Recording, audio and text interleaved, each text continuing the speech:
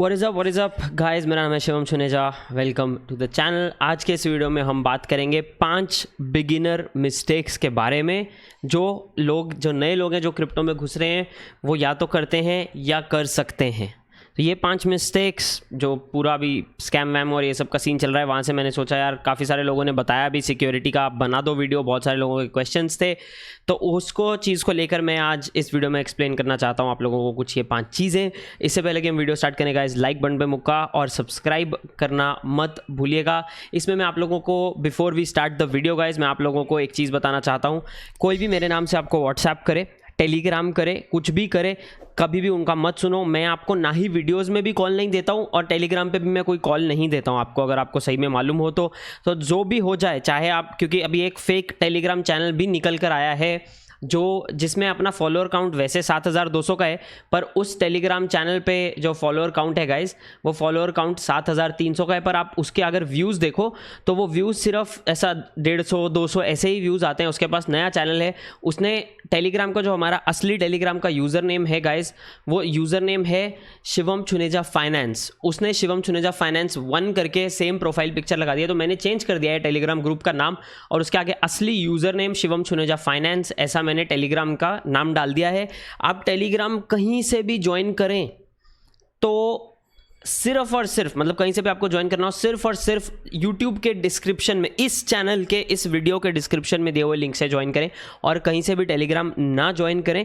और Telegram join करने के बाद उसका यूज़र नेम आप ज़रूर चेक कर लें। मैं एक और तरीका निकालूंगा मेरे अपडेट जो मैं टेलीग्राम पे देता हूं उनको देने का, ताकि वो बंदा फेक शेयर ना कर पाए। मैंने खली का भी फोटो शेयर किया था, वो भी उसने डाल दिया है वहाँ। और ये बंदा एक यूट्यूब चैनल को रेगुलरली प्रमोट कर रहा है, मैं देखता हूँ कि मुझे क्या मिलता है वहाँ पर। पर एक चीज़ आप नोटिस करें, ये बंदा कॉल दे रहा है कि 5x प्रॉफिट होगा, 5x, और उसमें क्या लिख रहा है, मिनिमम 5 गुना प्रॉफिट होगा, ज़्यादा भी हो सकता है, लॉस के जिम्मेदार हम होंगे, लॉस नहीं होने देंगे किसी का। जो ये बड़ी बड़ी ऐसे फेंक रहा है, आप लोग मेरे को जानते हो, आप लोग मेरे वीडियोस जानते हो, मैं आप लोगों को बोलता हूँ गाइज अपना रिस्क देखो, अपना ये देखो वो देखो, जो सब चीज़ें मैं बोलता हूँ आप लोगों को उसका बिल्कुल उल्टा बोल रहा है। आपका पैसा खतरे में है, तो बच के किसी का भी कॉल ऐसे डायरेक्टली मत लें। और ये फेक आप ज़रूर, अगर किसी भी अभी टेलीग्राम ग्रुप में है मेरे नाम के, तो ज़रूर टेलीग्राम के उसमें जाएं, ग्रुप के ऊपर मैनेज ग्रुप में जाएं, आप देखें कि असली यूज़र नेम क्या है। शिवम चुनेजा फाइनेंस होना चाहिए यूज़र नेम, और नाम के स्पेलिंग बराबर से चेक कर लें कि आप सही टेलीग्राम ग्रुप में हैं या नहीं। मैंने 3 मिनट अभी इस चीज़ को दिया है, तो थोड़ा आप संभल के रहें। Now let's talk about the 5 mistakes which is one of this is one mistake, कि आप इंफॉर्मेशन कहाँ से कंज्यूम कर रहे हैं वो ना पता होना। इस फील्ड में बहुत सारी जगहों पे बहुत सारे यूट्यूबर्स के नाम के स्कैम चैनल्स हैं, तो वो ना पता होना सबसे बड़ी खतरे की घंटी है। आपका पैसा आपके हाथ से जा सकता है, तो ज़रूर आप देखें कि आप किसकी बात सुन रहे हैं, कहाँ से सुन रहे हैं, क्या वो रिसोर्स रिलायबल है, क्या वो बंदा या बंदी ट्रांसपेरेंट है ना, क्या वो सब चीज़ें आपको बताते हैं सही से या नहीं बताते हैं। तो ये पहली चीज़। दूसरी चीज़ गाइज जो इसी रिसर्च के साथ टाई अप होकर आ जाती है, वो आ जाता है पोर्टफोलियो का प्लान। तो मैंने पोर्टफोलियो एलोकेशन पे एक वीडियो बनाया है, तो एक बहुत इंपॉर्टेंट चीज़ आ जाती है इस सब में, वो आ जाता है कि अपने पोर्टफोलियो का एक प्लान ना होना, ऐसा कुछ डिसाइडेड ना होना कि मैं मेरे पोर्टफोलियो में कितना परसेंटेज किस चीज़ में डालूंगा या डालूंगी। तो फॉर एग्जांपल मैंने पोर्टफोलियो एलोकेशन में बताया था कि अगर लॉन्ग टर्म पोर्टफोलियो है तो आप 50%, 25 उस तरह के प्लान बना सकते हो। पर इवन अगर आप ट्रेड करने वाले हो, तो ट्रेड आप प्लान के साथ कर रहे हो क्या? आप जब किसी ट्रेड में एंटर कर रहे हो, आपको आपका सेल पॉइंट ऑलरेडी आइडिया होना चाहिए कि आप कितने के आसपास जाके सेल करोगे, ठीक है। एक अप्रॉक्सीमेट आइडिया दिमाग में होता है, आपका रिस्क रिवॉर्ड आपके दिमाग में होता है कि इतने पे मैं सेल करूंगा, मेरा स्टॉप लॉस इतना है। तो मान लो फॉर एग्जांपल आप लेना चाहते हो कि 10 से 15% प्रॉफिट के बीच में आप अपना पोजीशन एग्जिट कर दोगे, राइट। तो उसमें स्टॉप लॉस में भी पहले से ही प्लानिंग है कि ठीक है मैं 5% लॉस लेने को तैयार हूँ। ये ट्रेड में एंटर होने से पहले होता है सब चीज़ें। एग्जिट प्लान ट्रेड में एंटर होने से पहले होता है। तो अगर आप बिटकॉइन में लॉन्ग टर्म के लिए एंटर कर रहे हो, तो आप बिटकॉइन के नैरेटिव को फॉलो कर रहे हो या आप उससे प्रॉफिट बना के अपने एक्चुअल फिएट मनी में उसको ट्रांसफर करना चाहते हो, ये आपको पता होना चाहिए।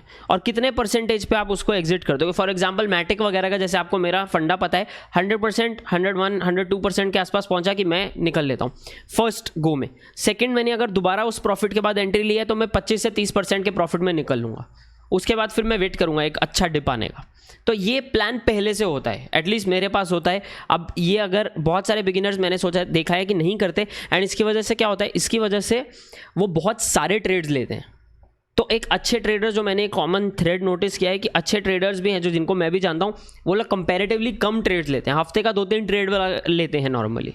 वो एक आई थिंक इंपॉर्टेंट चीज़ है कि हम प्लानिंग के साथ ट्रेड में घुसें।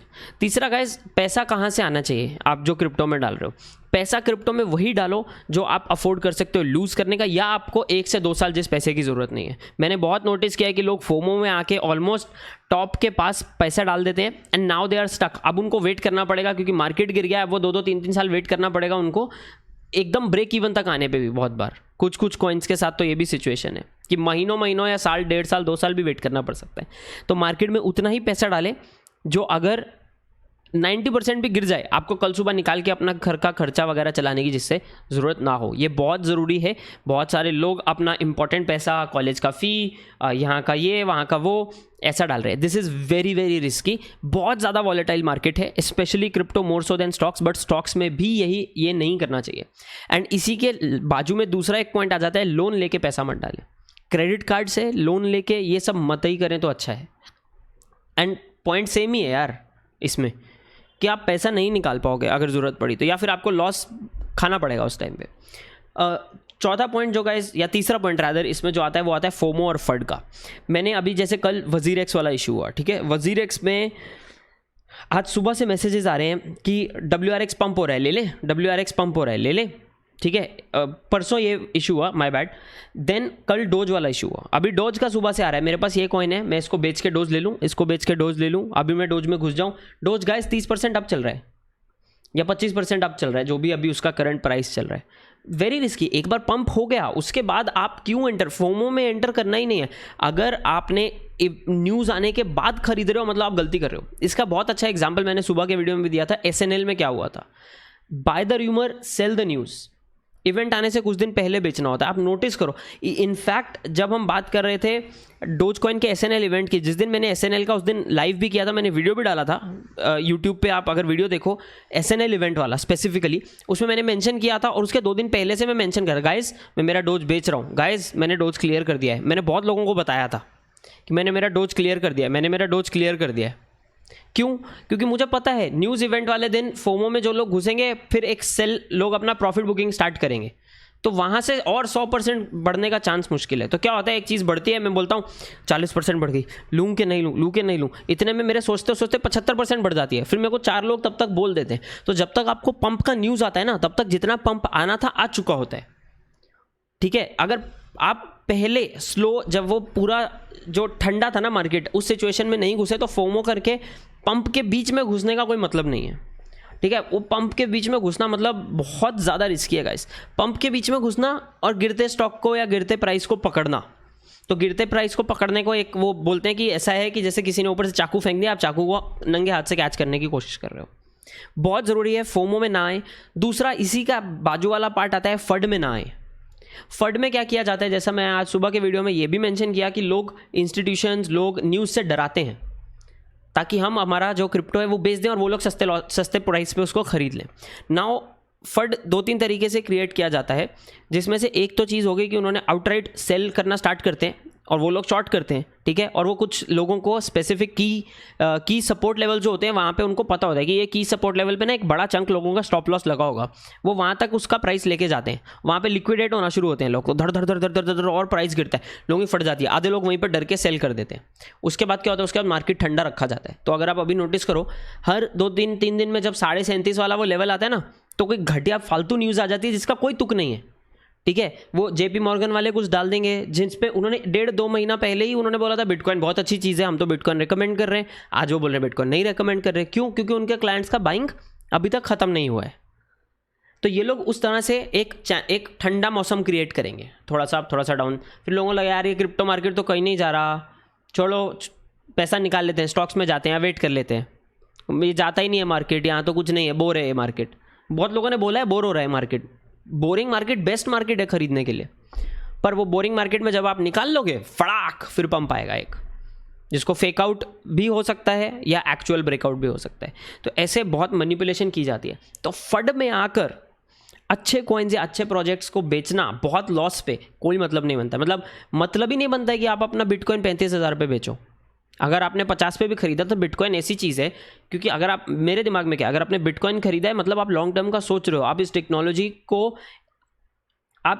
के बारे में इस तरीके से सोच रहे हो कि ये फ्यूचर बनाएगा, तो क्या फ़र्क पड़ता है आपका आज एक हफ्ता या 10 दिन या 15 दिन या 2 महीना या 1 साल उसका प्राइस 30,000 रहे, अगर आपने 50 पे लिया था तो भी, राइट। तो ये सब ना फालतू के फंड क्रिएट किए जाते हैं बिगिनर्स के लिए, तो इससे आपका मार्केट में रहना मुश्किल होता है और आपकी क्रिप्टो चुराई जाती है।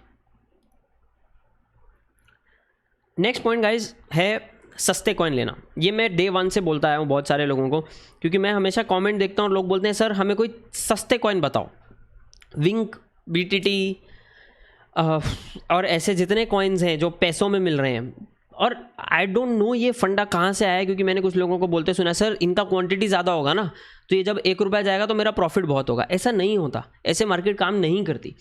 अगर एक चीज़ का नाम है इथीरियम क्लासिक और दूसरी चीज़ का नाम है इथीरियम, हाँ मैं अभी इथीरियम क्लासिक को एकदम शिट नहीं बोल रहा हूँ बिल्कुल भी, Ethereum classic is Ethereum classic, पर इथीरियम क्लासिक में कुछ इनहेरेंट फ्लॉज हैं, ठीक है। एंड इथीरियम क्लासिक का वो डायरेक्शन नहीं है जो इथीरियम का है, बट इधर वेज इथीरियम क्लासिक इथीरियम के लेवल पे या इथीरियम के प्राइस पे कभी नहीं पहुंचेगा। तो अगर आप सोच रहे हो कि इथीरियम क्लासिक में 5,000 7,000 रुपये पे लेके उसको 4 लाख पे बेच दूंगा, वो पॉसिबल नहीं है। सेम ही कॉन्सेप्ट है जब लोग बोलते हैं कि शिबा इनू में इतने में लेके 1 रुपये का कब पहुंचेगा सर आप वो बताओ, $1 का शिबा इनू कब पहुंचेगा आप वो बताओ।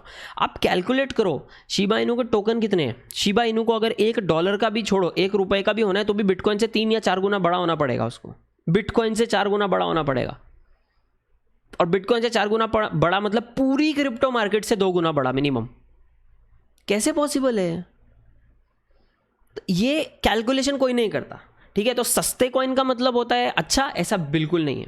प्रोजेक्ट अच्छा होना चाहिए, टीम अच्छी होनी चाहिए, कम्युनिटी अच्छी होनी चाहिए। कार्डानो भी एक टाइम पे सस्ता था, अग्रीड, पर वो जो लॉजिक है ना कि प्रोजेक्ट कैसा भी हो सस्ता है 10x पंप हो सकता है, ऐसा नहीं होता। जो पंप चीज़ें होती हैं ना वो उनके अच्छे प्रोजेक्ट एंड ये सब चीज़ों की वजह से होता है। जो दूसरा पंप होता है ना जो आर्टिफिशियली क्रिएट किया जाता है चीटिंग करके, वो पंप में 90% लोग दे गेट रेक्ट, ठीक है। 90% लोग से ज़्यादा उसमें अपना पैसा खो बैठते हैं। और इसमें फिर मैं क्या गाली खाता हूँ बहुत सारे लोगों से, इनफैक्ट मुझे ग्रुप में भी आया है कि आपने बोला था शिबा इनू तो टट्टी है, मैंने तो उसमें इतना प्रॉफिट बना लिया। यार आपका जानते हो, मैं समझ रहा हूँ, करेक्ट, फाइन, नो प्रॉब्लम, पर व्हाट अबाउट द 99.99% बाकी के लोग जिनका मतलब जिन्होंने इतना पैसा डाला था शिबा इनू में और उसका कुछ भी नहीं बचा है। एज एन एग्जाम्पल, हाँ, ऐसे बहुत सारे कॉइन हैं। तो ये सब चीज़ों से थोड़ा सा ना चीप कॉइन से दूर रहो, क्योंकि आपको प्रॉफिट परसेंटेज में होना है। अग्रीड कि बिटकॉइन 15% बढ़ने में और एक शिट कॉइन 15% बढ़ने में टाइमिंग का फ़र्क है। बिटकॉइन 15% बढ़ेगा 1.5 साल में और शिट कॉइन 15% बढ़ेगा शायद आधे दिन में अगर वो पंप हो गया तो, अग्रीड। बट आप फंडामेंटल्स भी तो मैटर करते हैं, फंडामेंटल्स का भी तो कुछ काम है। सिर्फ सस्ता है इसका मतलब ले लिया ऐसा मत करो। ये एक बहुत अच्छी रेसिपी है लॉस खाने की। And lastly guys, security of your funds, इस पर डेडिकेटेड वीडियो तो ज़रूर आएगा अभी। पर आप में से बहुत सारे लोग अपना पैसा एक्सचेंज में रखते हो, कुछ लोग ट्रस्ट वॉलेट में रखते हैं। कुछ लोगों के साथ ऐसा भी हुआ है कि उन्होंने अपना ट्रस्ट वॉलेट का जो पास फ्रेज होता है उन्होंने अपना पास फ्रेज उसी फ़ोन के नोट्स वाले ऐप में डाल रखा था। और ये एक नहीं, एक्चुअली मेरे पास मल्टीपल लोगों का मैसेज आया एंड उनके यहाँ से कुछ ना कुछ ट्रांजैक्शन हो गया उनके ट्रस्ट वॉलेट से, क्योंकि किसी ने उनका या तो ईमेल हैक किया और वो नोट्स वाले ऐप को हैक किया, या नोट्स वाला ऐप ही डायरेक्टली हैक हो गया।